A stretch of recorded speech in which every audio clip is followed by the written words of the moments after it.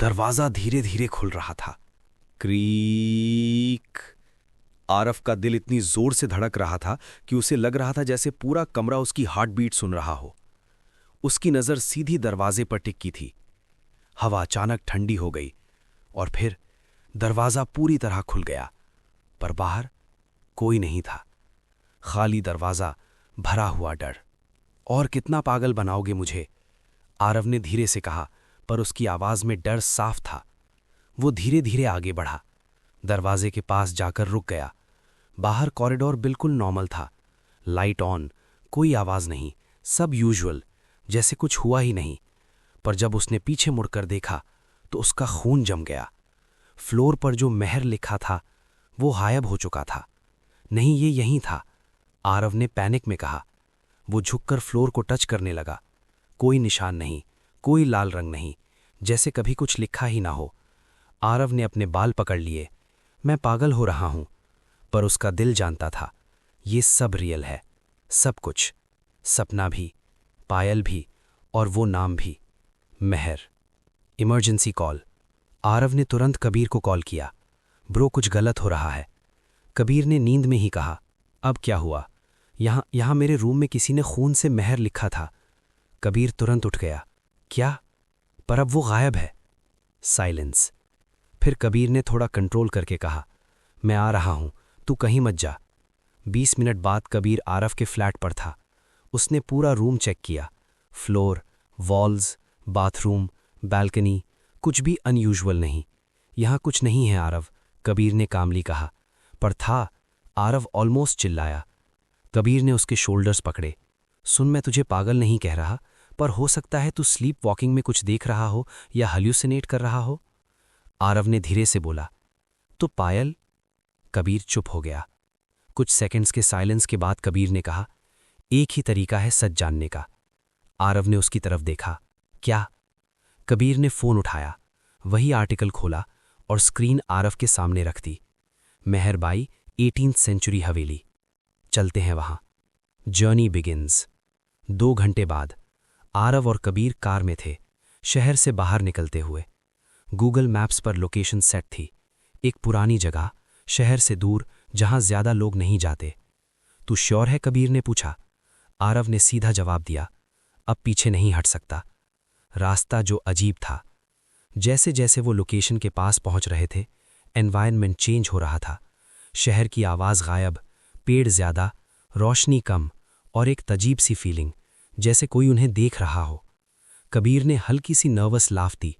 ये perfect horror movie setup लग रहा है। आरव ने कुछ नहीं बोला। उसकी नज़र सीधी रोड पर थी। हवेली का पहला नज़र। फाइनली वो पहुंच गए। कार रुक गई और आरव ने जो देखा उसका सांस रुक गया। उनके सामने वही हवेली खड़ी थी, बिल्कुल वैसे ही जैसे सपने में।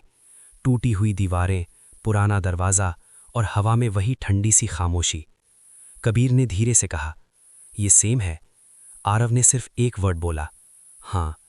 दोनों धीरे धीरे आगे बढ़े। दरवाज़ा आधा खुला था, जैसे किसी ने उनका इंतज़ार किया हो। आरव ने दरवाज़ा पुश किया, क्रीक, और वो अंदर चले गए। अंधेरा था, पर कुछ जगह से रोशनी आ रही थी, जैसे सूरज की हल्की किरणें टूटे हुए झरोखों से अंदर आ रही हो। आरव का दिल जोर से धड़क रहा था। हर चीज़ फेमिलियर लग रही थी, जैसे वो यहाँ पहले आ चुका हो। ये वही जगह है, उसने धीरे से कहा। कबीर ने पूछा, तू पहले कब आया यहाँ? आरव ने धीरे से जवाब दिया, इस जन्म में नहीं। कबीर ने उसकी तरफ देखा, पर इस बार उसने मजाक नहीं किया। तभी एक हल्की सी आवाज़ आई, चन चन। आरव फ्रीज हो गया। पायल की आवाज़। कबीर ने भी सुना। तूने सुना?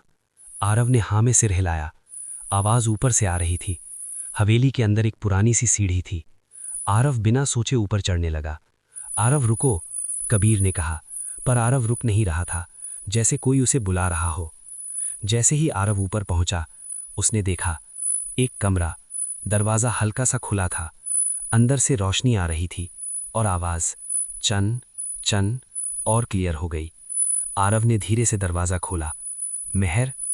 रूम के बीच में एक लड़की खड़ी थी, सफ़ेद साड़ी में, बाल खुले हुए। आरव का दिल रुक गया। मेहर। वो धीरे से मुड़ी और उसकी आंखें वही थी, आरव, उसने हल्की सी आवाज में कहा। कबीर पीछे से आया। कौन? पर उसकी बात अधूरी रह गई, क्योंकि उसे कोई नहीं दिखा। किससे बात कर रहा है तू? कबीर ने पूछा। आरव कंफ्यूज हो गया। ये यही है, कबीर ने गुस्से में कहा। यहां कोई नहीं है। आरव के लिए महर उसके सामने थी, कबीर के लिए रूम खाली था। महर धीरे से आगे आई। तुम आ गए? आरव ने पूछा। ये सब क्या है? तुम रियल हो या? महर ने उसका हाथ पकड़ा। इस बार उसका स्पर्श रियल था। कबीर ने देखा, आरव का हाथ हवा में उठ गया, जैसे कोई इनविजिबल चीज पकड़ी हो। बस, ये नॉर्मल नहीं है, कबीर चिल्लाया। तभी रूम की दीवारों पर अंधेरा फैलने लगा, जैसे शैडोज जिंदा हो गए हों, और एक आवाज गूंजी। तुम फिर गलती कर रहे हो। आरव का दिल डूब गया। वो काली साड़ी वाली औरत फिर आ गई थी। इस बार सिर्फ आरव ही नहीं, कबीर ने भी उसे देखा। कबीर का चेहरा सफेद पड़ गया। ये क्या है? वो औरत धीरे से मुस्कुराई। अब तुम दोनों देख सकते हो, ट्रूथ बॉम्ब। वो आरव के करीब आई और धीरे से बोली, ये तुम्हारी प्रेम कहानी नहीं है, ये तुम्हारी सजा है। आरव का सांस रुक गया। किस बात की सजा? वो झुककर उसकी आंखों में देखती है और एक लाइन बोलती है जो सब कुछ बदल देती है। तुमने ही महर को मारा था। Cliff hanger. नहीं, आरव जोर से चिल्लाया। रूम का दरवाजा जोर से बंद हो गया। अंधेरा पूरी तरह छा गया और महर की आवाज गूंजी।